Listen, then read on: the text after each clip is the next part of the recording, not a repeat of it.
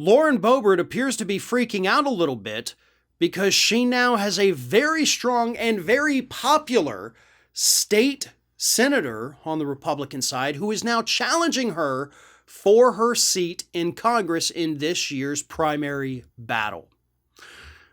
The challenger, a man by the name of Don Coram, is a Republican state senator. He is seen as a moderate, a middle-of-the-road kind of Republican, but he is popular.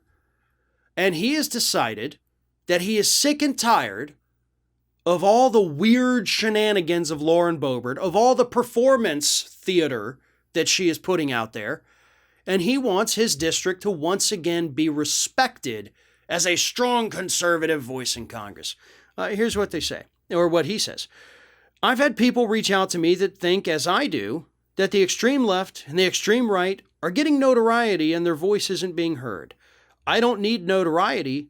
I'm just there to do the job. Okay. So you attack the extreme left. You're wrong about that. The extreme right, you're right about. But he's also kind of going the Dan Crenshaw route, right? Because we have seen Crenshaw in recent weeks start coming out and saying, oh, there's too many Republicans that are just in it to make a name for themselves. They're not even pushing legislation. They're not proposing and sponsoring bills. They just want to be famous. They want to be on TV. They want to make a scene. They want everybody to know their names.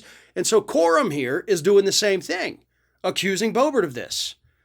Well, Bobert's office, as I said, seems unhappy they have a challenger, so they fired back at Corham, and here's what they said. Anyone who has looked at Don Koram's voting record knows he is a self-serving, super woke social liberal who would have a far better chance of winning the Democrat nomination. That is actually from Bobert herself in a statement. And if that's the best you got, then this is going to be an uphill battle for you. Because Corham is popular. And his message of, hey, let's ignore the extremists so we can actually get to work. Let's stop with the self-serving politicians, which she tried to throw back at him in her little statement there. You got an uphill battle ahead of you, Lauren. I know you've raised a decent amount of money, but let's not forget you're actually still under investigation.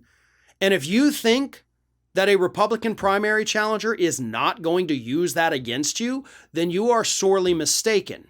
Another thing that Corham has going for him is that the district is a little bit redder than it was back in 2020 when Bobert first ran. Redistricting allowed more Republicans to be included into the district, which of course means there will be more people who previously had not voted for Bobert that will be voting in the Republican primary, most likely, but they'll most likely be definitely voting in the real general election.